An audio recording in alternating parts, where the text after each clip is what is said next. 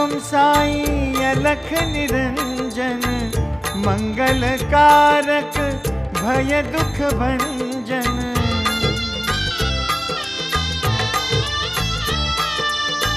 ओम साई महासुखदायक, बल बुद्धि और विद्या प्रदायक। श्रद्धा जगाओ मिलकर गाओ, श्रद्धा जगाओ मिलकर गाओ। साई की महिमा, साई की महिमा। ज्योत जलाओ मिलकर गाओ।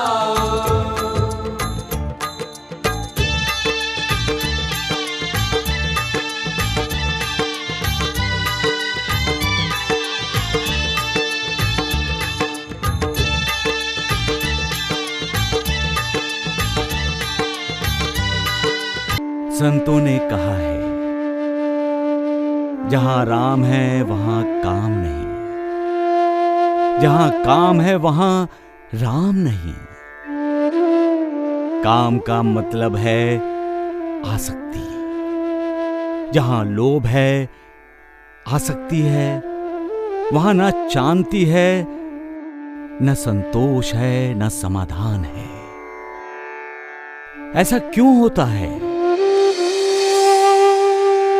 हम अपने चंचल मन के अधीन क्यों हो जाते हैं? क्यों नाचते हैं चंचल मन के इशारों पर? चंचल मन को अपने इशारों पर क्यों नहीं नचाते? क्योंकि हमारा अपने मन पर अंकुश नहीं है। हम अपने मन को काबू में नहीं रख पाते।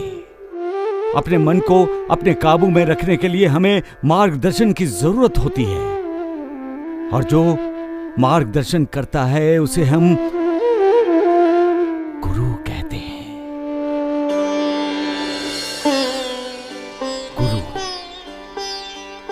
गुरु हमारा तारणहार है। गुरु हमारा उद्धार करता है, हमारा मोक्ष दाता है। गुरु ही हमारे मन से आसक्ति को हटाकर हमारे मन में विवेक और वैराग्य को जगाता है। गुरु की कृपा से ही हमारा मन अहंकार शून्य होकर उस मालिक की भक्ति में लग जाता है, और फिर वो अपनी चंचलता भूलकर हमेशा मालिक को ही याद करता रहता है।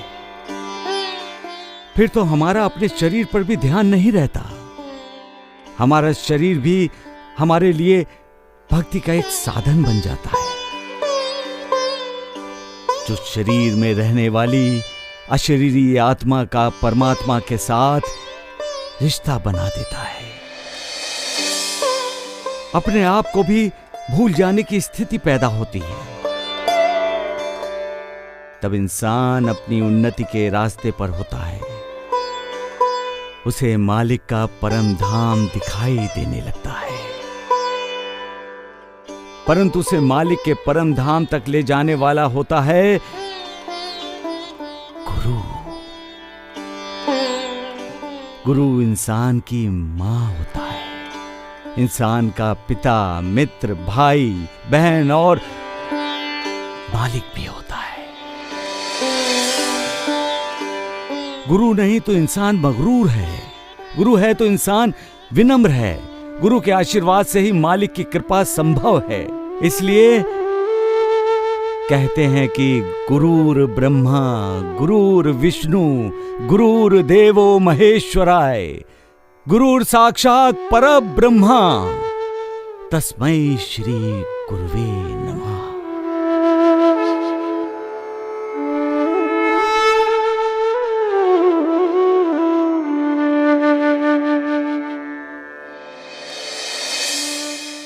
सबका मालिक एक।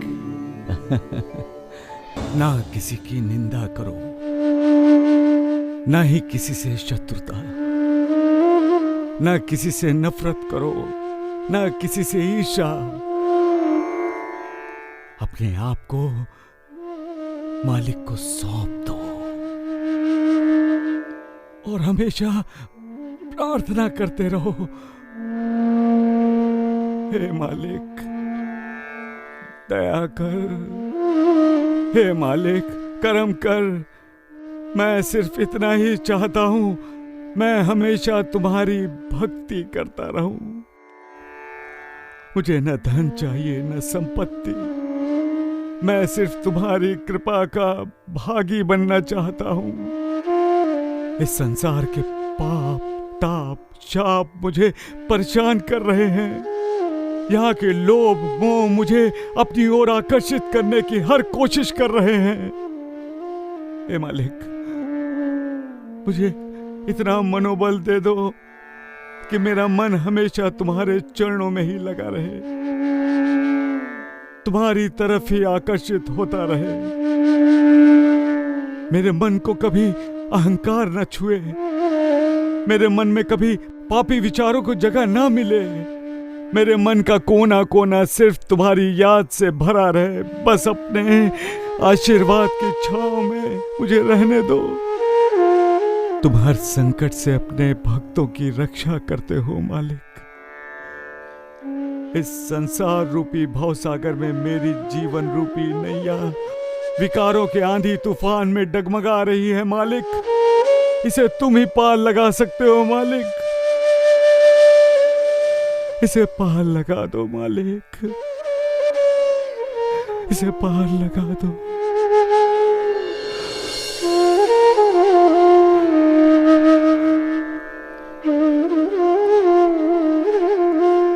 सबका मालिक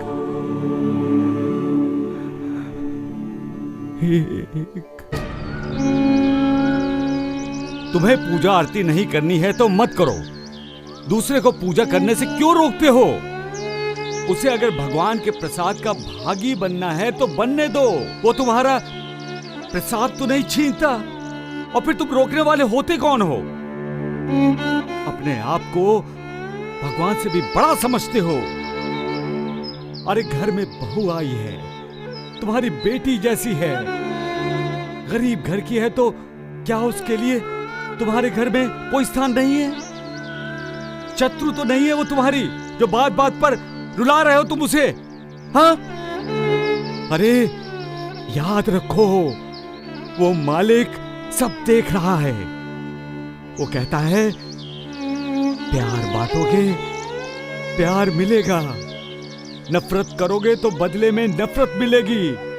उसके होंठों पर मुस्कुराहट लाओगे तो तुम्हारी तिजोरी से चला नहीं जाएगा कुछ, उल्टा मान मिलेगा, इज्जत मिलेगी, प्यार मिलेगा, दुआएं मिलेंगी। ये मत भूलो, तुम्हारे मुंह से निकला शब्द किसी हथियार से कम जख्म नहीं देता, और जख्म भी ऐसा जो आसानी से नहीं भरता, रिश्ता रहता है उम्र भर।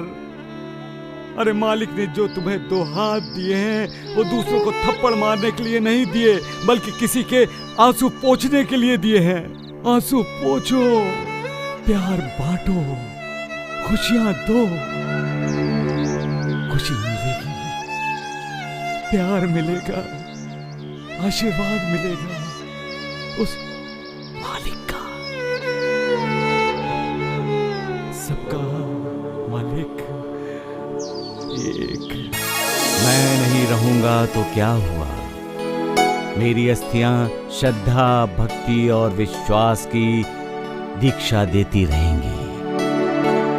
मैं नहीं रहूंगा, फिर भी मेरी समाधि आपसे बातें करेगी, आपको करुणा देगी, और जो अनन्य भाव से मेरी शरण में आएंगे उनका उद्धार करती रहेगी।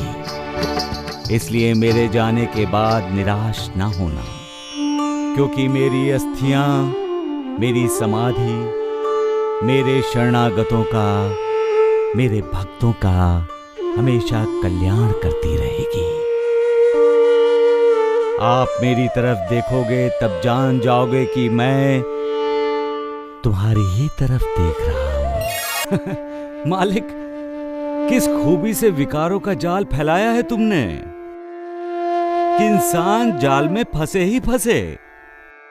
स्वार्थ, क्रोध, ईर्ष्या, लालच, कष्ट, नफरत, कितने जाल फैलाए हैं तुमने। एक जाल से छूटा तो दूसरा जाल तैयार।